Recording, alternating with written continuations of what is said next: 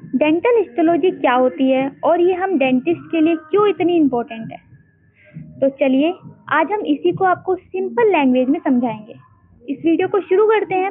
Hello everyone, welcome to my YouTube channel. ये मेरी first video है। तो आज इस फर्स्ट वीडियो का जो इम्पोर्टेंट टॉपिक है उसका नाम है इम्पोर्टेंस ऑफ डेंटल हिस्टोलॉजी।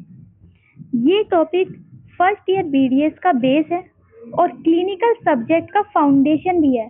जब हमारी पोस्टिंग लगती है थर्ड ईयर में, क्लिनिकल पोस्टिंग लगती है या फिर हम इंटर्नशिप में जाते हैं, तो डेंटल हिस्टोलॉजी जो सब्जेक्ट है हमारा बेसिक है, जो हमारा बेस बिल्कुल फाउंडेशन क्लियर करता है, बेसिक क्लियर करता है। अगर हमारा ये अच्छे से क्लियर नहीं होगा, डेंटल हिस्टोलॉजी सब्जेक्ट हमें अच्छे से नहीं पता होगा, तो हमें क्लिनिक वर्क में बहुत ज़्यादा प्रॉब्लम आती है।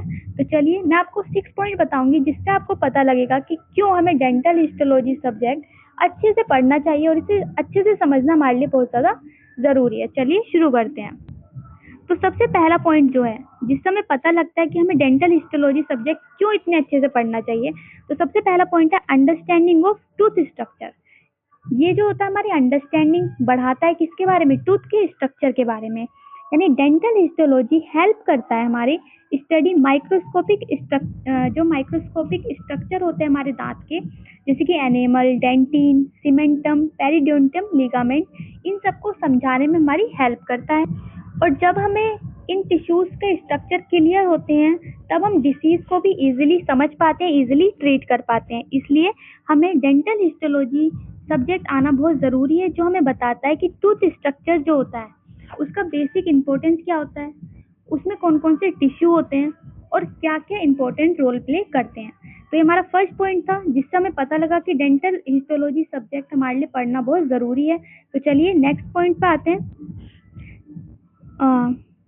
सेकेंड जो इम्पोर्टेंट पॉइंट है हमारा, उसका नाम है फाउंडेशन फॉर अंडरस्टैंडिंग। क्या है उसका नाम? Foundation for understanding dental caries. ये हमें बताता है कि जो हमारी डेंटल कैरीज यानी दांतों में जो कैरीज हो जाती है वो किस तरह से होती है, कहाँ से कहाँ तक स्प्रेड होती है। जैसे कि जो हमारी कैरीज है वो हमारी स्प्रेड होती है थ्रू एनेमल से लेकर डेंटिन तक, वो स्प्रेड होती है, एनेमल से डेंटिन तक स्प्रेड होती जाती है हमारी डेंटल कैरीज।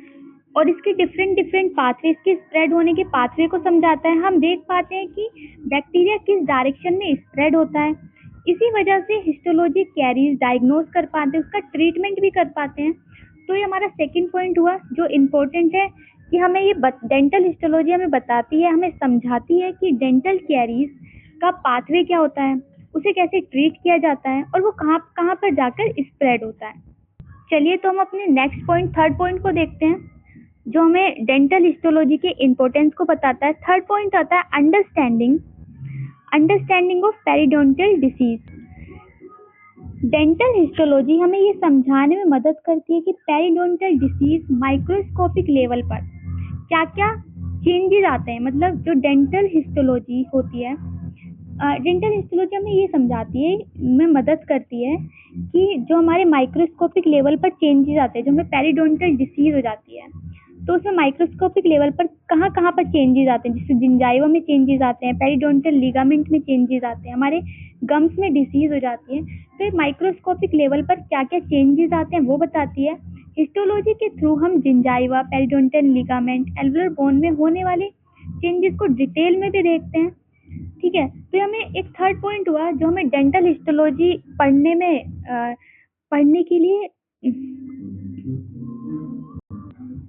पढ़ने के लिए पुश करता है कि हमें डेंटल हिस्टोलॉजी सब्जेक्ट अच्छे से पढ़ना चाहिए और फर्स्ट ईयर के बेसिक कॉन्सेप्ट को अच्छे से क्लियर रखना चाहिए। चलिए अब अगला पॉइंट देखते हैं। इंपॉर्टेंट पॉइंट है कि हमें डेंटल हिस्टोलॉजी सब्जेक्ट क्यों पढ़ना चाहिए। तो फोर्थ पॉइंट है नॉलेज ऑफ टूथ डेवलपमेंट।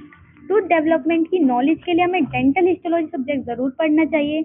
इसी सब्जेक्ट में हम देखते हैं कि टूथ का इरप्शन, टूथ का शेडिंग या उसका डेवलपमेंट कैसे कैसे होता है, उसमें कौन कौन सी स्टेजेस होती हैं। जैसे कि इसमें लिखा हुआ है कि it's help understanding teeth form. Teeth को फॉर्म करने के लिए उसमें डिफरेंट डिफरेंट स्टेजेस आती हैं। जैसे सबसे पहले bud stage, cap stage, bell stage, ये डिफरेंट डिफरेंट स्टेजेस के बारे में पढ़ते हैं। उसके इरप्शन को, शेडिंग कब होती है उसकी, उसका पूरा का पूरा डेवलपमेंट हम डेंटल हिस्टोलॉजी सब्जेक्ट में ही पढ़ते हैं। उसके डिफरेंट डिफरेंट माइक्रोस्कोपिक टिश्यूज की स्टडी भी हम डेंटल हिस्टोलॉजी सब्जेक्ट में ही करते हैं। तो ये सब्जेक्ट हमारे लिए बहुत ज़्यादा इम्पोर्टेंट बन जाता है, क्योंकि हमें अगर दांतों के बारे में ही नहीं पता होगा, उसका डेवलपमेंट, इरप्शन, शेडिंग टाइम ही नहीं पता होगा, पूरा प्रोसेस नहीं पता होगा, तो हमें आगे जो हम डिसीज़ को क्लिनिकल वर्क में बीमारियों को देखेंगे, उन्हें ट्रीटमेंट, उनका ट्रीट कैसे करेंगे उनको। तो चलिए, ये हमारा फोर्थ इम्पोर्टेंट पॉइंट था जो हमें बताता है डेंटल हिस्टोलॉजी सब्जेक्ट की इम्पोर्टेंस को। अब हम अगला पॉइंट पे आते हैं। अब आता है अगला फिफ्थ पॉइंट, जो होती है हमारी स्टडी ऑफ ओरल म्यूकोसा। इसमें हम ओरल म्यूकोसा की स्टडी करते हैं। जैसे इसमें लिखा हुआ है explain structure and function of lining masticatory and specialize mucosa, यानी इसमें एक्सप्लेन किया जाता है स्ट्रक्चर और उसके फंक्शंस को। जो हमारी ओरल म्यूकोसा में, ओरल कैविटी जो है उसके अंदर जो म्यूकोसा है उसकी लाइनिंग डिफरेंट लाइनिंग होती है, यानी डिफरेंट म्यूकोसा होती है। जैसे कि मैस्टिगेटरी म्यूकोसा होती है, स्पेशलाइज म्यूकोसा होती है।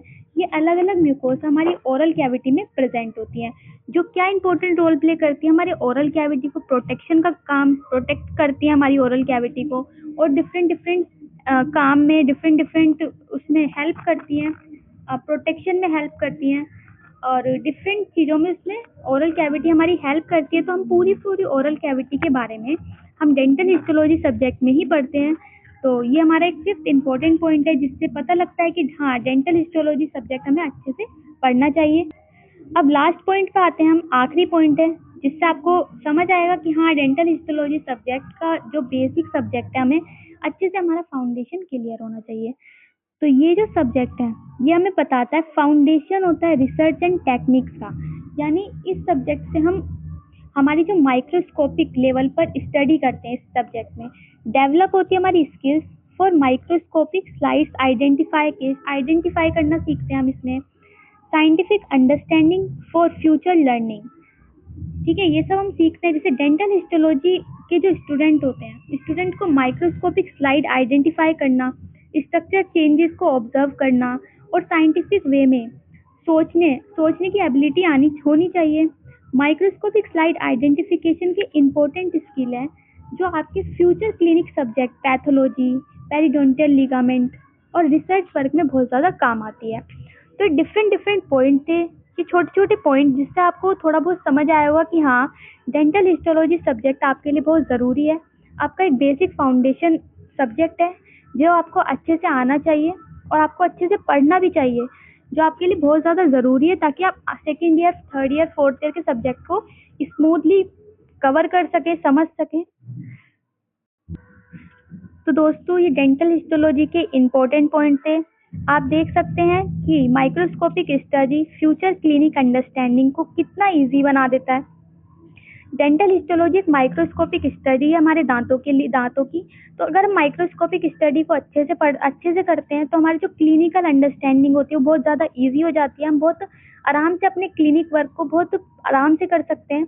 अगर आपको वीडियो अच्छी लगी हो तो इसे लाइक करें, सब्सक्राइब करें, और चलिए, तो आज की वीडियो को हम यहीं पर ही एंड करते हैं। आने वाले टाइम में आपको PYQ के फॉर्म में पूरा का पूरा सिलेबस पढ़ाया जाएगा। मैं आपको एग्जाम ओरिएंटेड PYQ दूंगी, पूरा सिलेबस कवर करूंगी, और मेरा प्रॉमिस है कि PYQ में आपको पूरे के पूरे नोट्स मिल जाएंगे। आपको अलग से कोई नोट्स बनाने की, कोई किताब पढ़ने की बिल्कुल ज़रूरत नहीं पड़ेगी। तो चलिए, इस वीडियो को अब ख़त्म करते हैं। तो चलो, बाय बाय।